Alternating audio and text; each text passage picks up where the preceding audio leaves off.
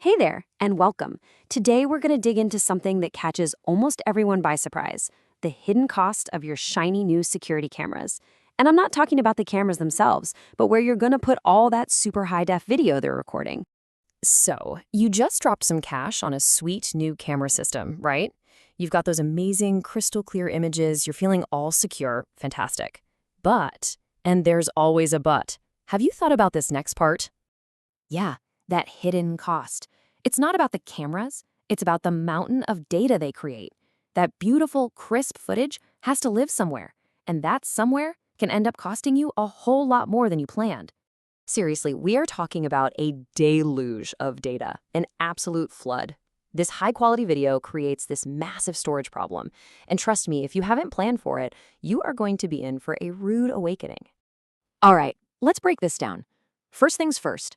To get a handle on this, we've got to figure out just how big of a problem we're dealing with. It's all about calculating your data footprint. It really boils down to four main things. First up is resolution. Simple enough, right? A 4-megapixel camera is going to eat up about double the space of a standard 1080p one. Then you've got frame rate, or FPS. You know, that super smooth 30 frames per second looks amazing, but it's an absolute storage monster. For security, 15 is usually plenty. Third is how long you got to keep the footage, your retention period. Are we talking 30 days, or does some regulation demand 90? That makes a huge difference. And last but not least, scene complexity. Think about it.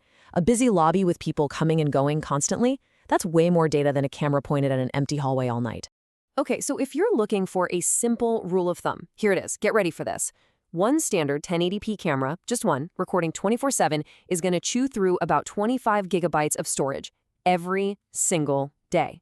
Now, do the math. Multiply that by 10 cameras, 20 cameras. You see how fast this gets absolutely insane, right? But hey, don't freak out. The answer isn't just to keep buying bigger and bigger hard drives.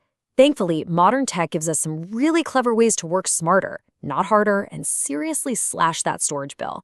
So one of the biggest weapons in our arsenal is compression. For years, the gold standard was this thing called H.264. It's fine, it's reliable, but the new kid on the block, H.265, is an absolute game changer. It is literally about 50% more efficient. Think about that. It cuts your storage needs and your storage bill in half, straight up, without losing any image quality. If you're building a new system today, using H.265 is just a no-brainer. Okay, trick number 2 is what we call smart recording. I mean, why on earth would you waste tons of space recording an empty hallway all night? It just doesn't make sense. The whole idea here is simple. Only record when something is actually happening. So how does this actually work? Well, the most basic way is to just set it to record only on motion. Easy.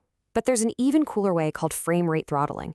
Imagine your camera is just kind of chilling, recording at a super low frame rate, like maybe 4 frames per second, just ticking over.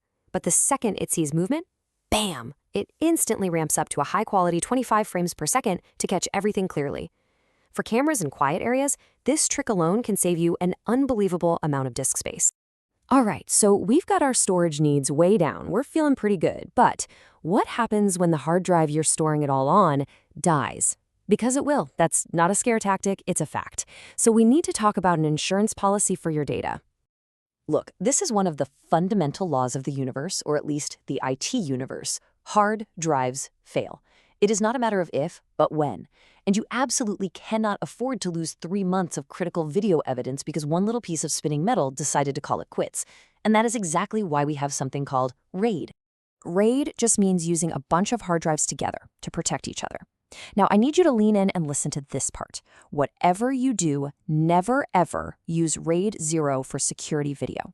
It has 0 protection, one drive fails, and poof, all your data is gone, forever. Now, RAID 1 is super safe, it's a perfect mirror, but it's pricey because you lose half your storage space. That's why for most people, RAID 5 is the sweet spot. It's the industry standard, balancing cost and safety. It lets you lose a whole drive and not lose a single second of video. And for mission-critical stuff, RAID 6 lets you lose 2 drives. Pretty cool. Okay, theory time is over. Let's put all this into practice.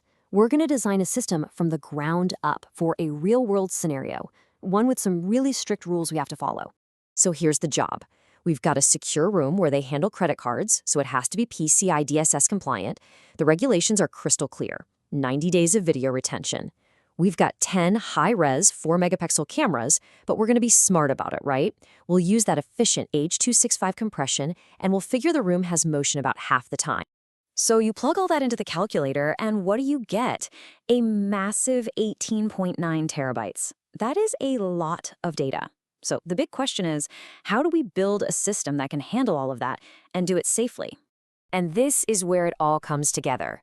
Look at the two options. On the left, the bad design. Yeah, two big 10-terabyte drives in that super risky RAID 0 will give you the space, but one drive hiccup and you've lost all 90 days of evidence. You're not compliant, you're in big trouble. Now look at the good design on the right. We use 4 smaller 8-terabyte drives in a safe RAID 5 setup. Not only does it protect you from a drive failure, it actually gives you more usable space.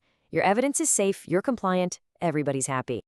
So, when all is said and done, it really comes down to this one simple question you have to ask yourself about your own system.